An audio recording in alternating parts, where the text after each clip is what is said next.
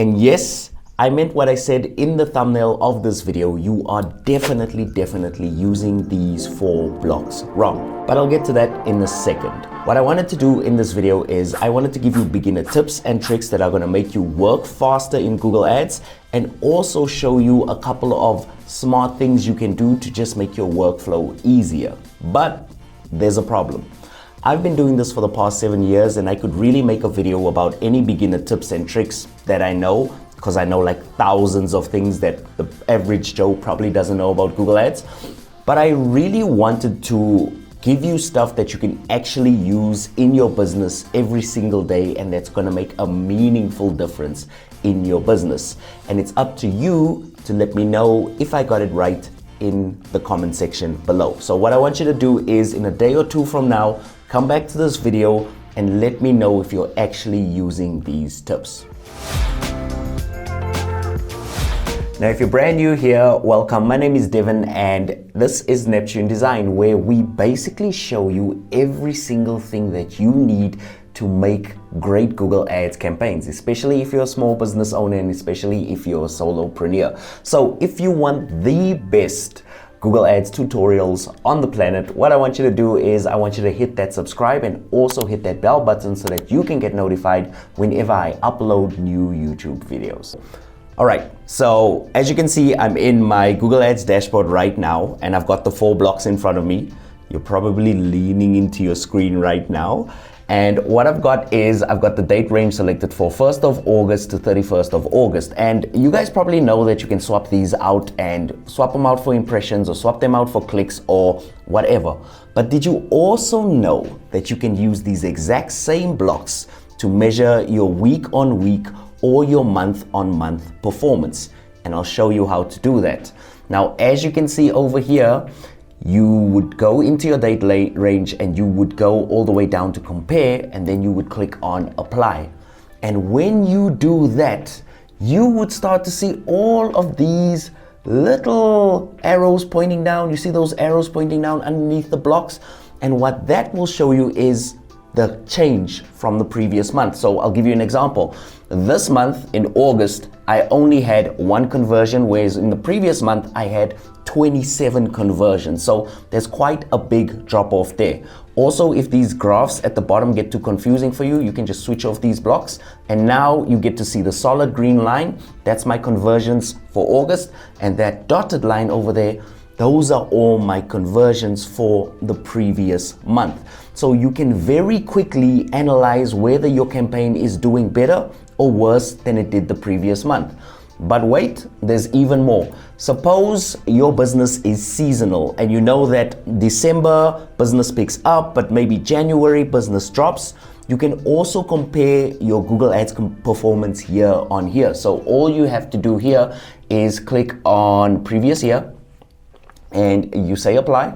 When you do that, now it's going to show me August 1st to 31st for 2023, and it's going to match it with August 1st to 31st, 2022.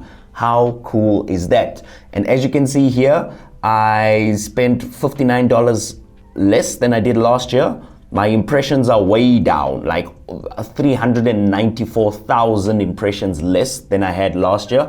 And my conversions are like 18 less. So guys, it's clear. By looking at this graph, you can see I am getting worse and worse at running Google Ads every single day, and you probably shouldn't be following me on YouTube, and you probably shouldn't be watching this video right now, but here we are.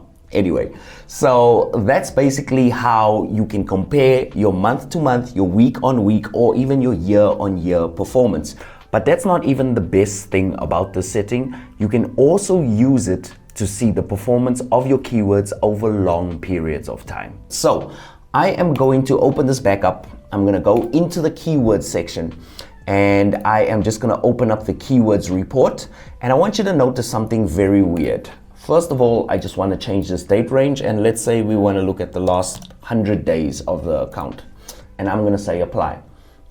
Notice how underneath all of these Google Ads stats that we have over here, you'll see this little plus and you'll see this little infinity sign. Now let's do this. I think the best thing to do is maybe compare Oh, that's why, because I'm comparing it to the previous year, not the previous period.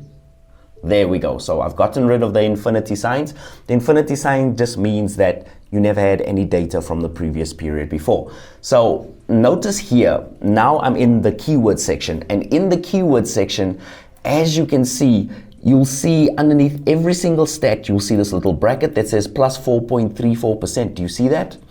What that is telling me is it's telling me the average change or how the keyword has changed over time. So I can see if more people are clicking on my keyword now than they did last month, or I can see if my keyword is getting more impressions than it did last month, or I can even see if my keyword is converting more or converting less than it did last month. And if you're getting information overload and you feel like, hey, this is way too much information for me, can't I just go back to a simplified dashboard?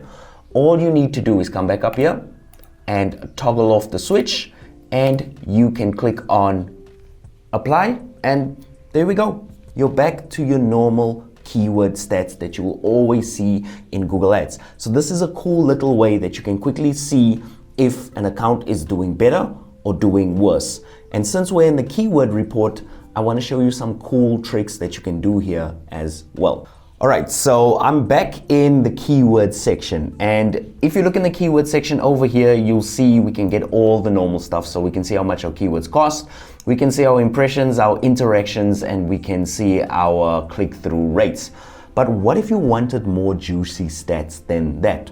What if you wanted to see how many times a keyword is appearing in the top search results? What if you wanted to see how many times you're appearing during the average daily searches? And what if you wanted to see your conversions and your conversion rates for every single keyword? Well, all you need is more columns, baby.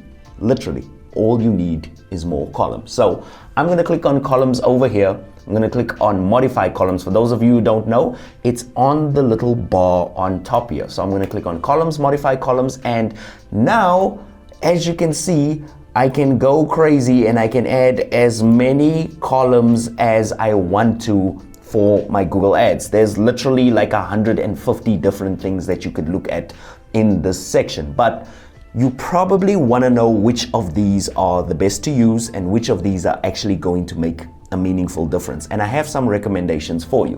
What I suggest you do is, first and foremost, just go into the recommended column and enable these three. Your conversion rate, because we want to see which keywords are converting the most. We want to see the conversions, and we want to see the cost per conversion. Another cool thing that you can do is you can enable conversion value so that you can see how much you're spending and how much is actually being made on the back end if you have your conversion value set up and if you have your conversion tracking set up properly, by the way. And last but not least, you want to go into competitive metrics. This is important, and you want to click on search impression share, and you want to click on search absolute dot top is, and you want to click on apply. Now, if you don't know what these mean, don't worry, I'm going to break them down for you in just a second.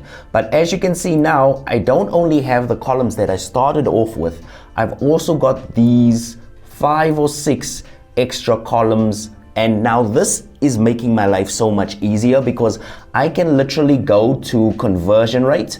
I can click on conversions.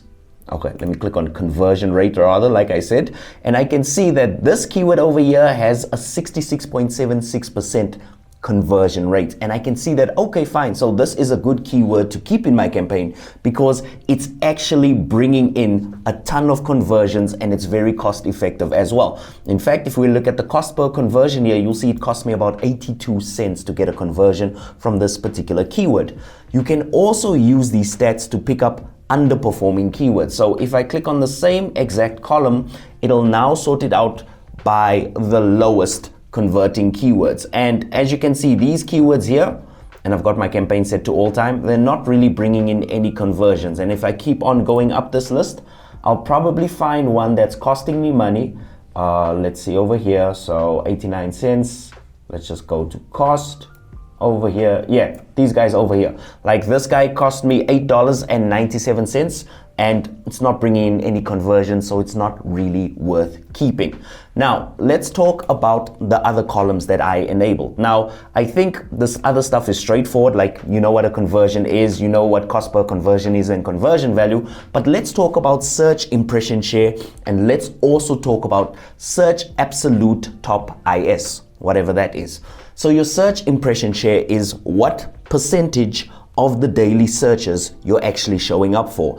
And this is a good indication of whether you should increase your budget or leave your budget the same. If you're showing up for 100% of the searches, even if you increase your budget 10 times, you can't get better than 100%. So you don't need to increase your daily budget. But if your search impression share like mine is below 10%, then definitely if I increase my daily budget, which is only at $5 right now, I can start showing up for more searches and I'll most likely get more leads, even with the current keywords set up like they are now. So it's a good thing to look at, and it helps you decide whether you should raise your budget or keep your budget the same.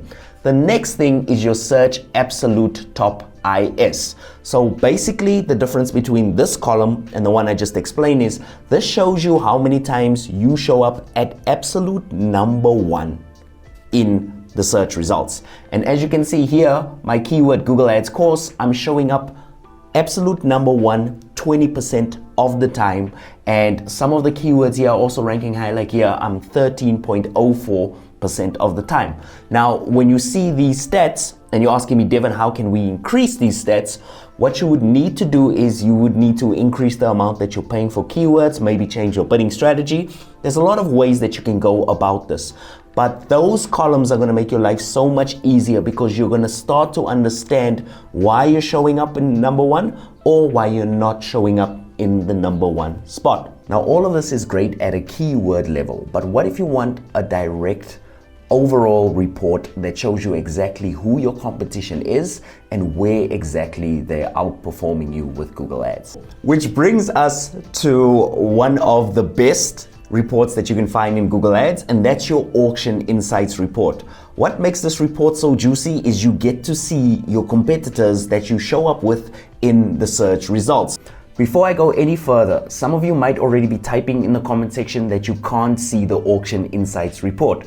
Well, that's because this report is generated over time, so you might need to run your ads a little bit longer, or you might need to spend a little bit more on your daily budget before you get to see all of this information. So I'm really sorry about that, but you're just gonna have to be a little bit more patient before you get access to your auction insights report. Now, to find this report, all you need to do is go over to your keyword section over here, expand it, and you're gonna see auction insights at the bottom of this report.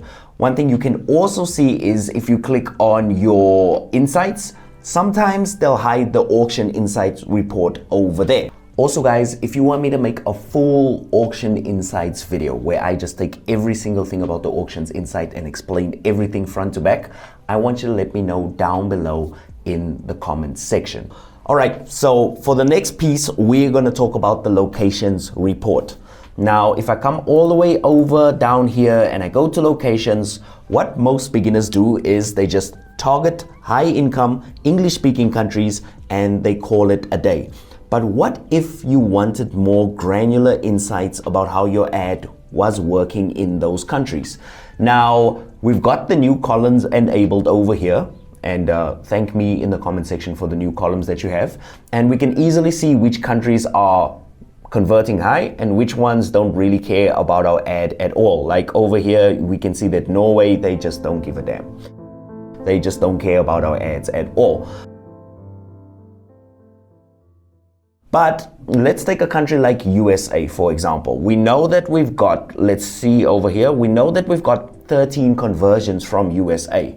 But what if I wanted to see where in USA those conversions are coming from? All you need to do is click on United States, and now you're going to be able to break down your report by states, by counties, by municipalities. You can go postal codes. You can even break this report down by neighborhoods, universities, and airports. And I didn't know this. I discovered this while I was researching for this video, but you can actually see who in the airport watched your ads. So let's just take it via states just to make it simple for ourselves. Now I can see every single state. I can see how much that state watched my ad. I can see the clicks on my ad, and most importantly, I can see what the highest converting states are. Now, as you can see over here, California, Florida, New York, all of them are high converting states. But let's say, for example, I took California and I wanted to see which cities in California actually converted on my ads. Well, all I'd have to do is click on cities, and it showed me that Antioch and San Ramon, those were two places that converted on my ads.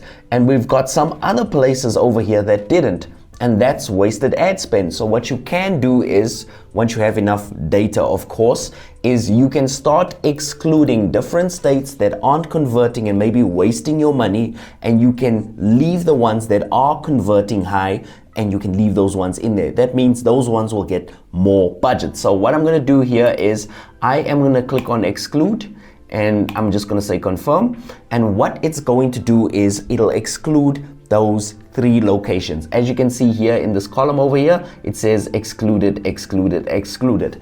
And that's how you can save a lot of your budget, by really going into these granular reports and seeing what places are making or losing money. Now, you can do this on a state level, you can do this on a city level. If you don't like university people, you can just like exclude them. You can really go crazy with this, because now you're going to be able to see exactly where your ads are showing. How cool is that? All right, so for my final and most important tip, make sure you're showing up for the correct search results. Now, I know that this sounds kind of straightforward, like, Devon, I'm choosing the keywords, and then people who type in those keywords into Google are seeing my ads. Well, that's how Google Ads used to work. I'm afraid it's not how it works anymore, especially starting this year. Google has decided that it can interpret the meaning of your keywords with its AI, meaning that if you have a keyword like pizza shop, and somebody types in homemade pizza recipe, your ad could still show up. Now, Google is saying that this is part of how the new AI works, and this is how the AI is so much better at finding conversions. But I personally think that this is just a shameless cash grab from Google. I think what they're doing is they are making advertisers show up for unrelated search terms so that they can increase their revenue and increase their bottom line without actually doing any extra work. So the first thing we need to do to protect ourselves is look at the search terms report, and we're going to look at this at least once a week or once a month. So you want to go over to your insights and reports, and you want to look at your search terms reports. Now, as you can see, I've got July 4th to September 6th enabled over here. What that's going to do is it's going to allow me to see all the searches that I appeared up in. So as you can see here, I got Google Digital, Google Garage Digital, Google Ad Certification, which is fine. Let's look for some bad ones. Google Skill Shop, Google Ad Promotional Code. Does that have anything to do with a Google Ads course? No. Does that have anything to do with a Google Ads class? No. Does that have anything to do with a Google Ads workshop? No. But Google still made me show up for that keyword. Now, you can go broad match, exact match, phrase match keywords. That's one way to control this. But negative keywords are also a great way to do this. So I want to turn this into a negative keyword. So all I would do is click over here and I'd say add as a negative keyword, and then I would make sure that this is reflecting on the campaign, and I would say yes, please add this as a negative keyword. So let's see, I am just going to do this and just make it broad, and I am going to say save. Now, as you can see over there, I've added one negative keyword, but here's the problem. You're doing this all the time. So you're looking at this report and you're adding negative keywords and adding negative keywords. But when you start a brand new campaign, you're going to have to do this from all over. In other words, your ad is going to show for unrelated searches. You're going to have to find the exact same negative keywords that you did in the previous campaign, and you're going to have to apply it to the new campaign. And it becomes kind of a pain in the butt. So this is what I want you to do. You're going to go over to Tools and Settings. You are going to go to this wonderful place over here called Negative Keyword Lists. And when you choose negative keyword list and when you make one, what that's going to do is it's going to create a negative keyword list, not only for a single campaign or a single ad group, it's going to make it so that every single new campaign you start, it'll start off with a bank of those negative keywords that you've built up over time.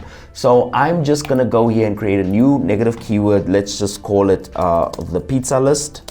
And I want to make sure that when somebody types in KFC or homemade, I don't know what I spelled over there, homemade pizza recipe, that I'm not showing up. So once I do that, I am just going to say this is done. I'm going to say save. And now what I can do is go back to my account, and in the negative keyword section over here, I can just go and I can add a used negative keyword list. I'm going to select that option over there. And now you can see my pizza list is here, and I am just going to say save. And what that's going to do is it's going to apply that pizza list to this campaign, and every other campaign I have, I can just do the same. So all I need to do is update one negative keyword list and it will apply account wide. And let's say, for example, we find a new, so let's go back to our search terms report, and let's say we find a new term that we don't like. Let's just go and look around for one, and let's just go Google Ads certified. Maybe let's go for Google free courses. Okay, that's fine. How long to learn Google Ads. That's fine. How to be Google Ads certified. How to become a Google Ads specialist. All you need to do now is you're going to click on that. You're going to click on add as negative keyword, but instead of adding it here, you're going to say negative keyword list. You're going to select the pizza list. You're going to say save, and that's going to apply to all campaigns. So you don't have to go all the way back up to tools and settings and do it over here. You can just do this, but now you're adding it to a list and you're working much smarter. And that's the most important tip I have for you today. Now, if you enjoyed this video, you're gonna absolutely love my Google Ads setup cheat sheet. And yes, it is cheating because it's gonna give you an unfair advantage over your competitors. In this cheat sheet, I'm going to show you how to select the right options for your ads. I'm going to explain some of the big traps that people fall into, like selecting maximize conversions when they have no conversion data. And this cheat sheet takes you through every single step of setting up your campaign step by step, so you can just tick off the parts that you followed already. It's very easy to follow along with.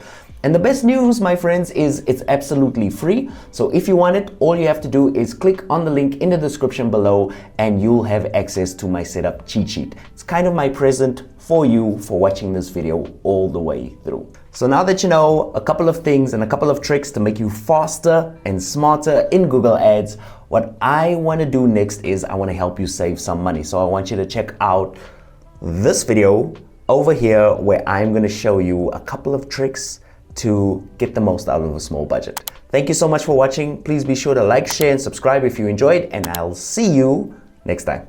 Bye-bye.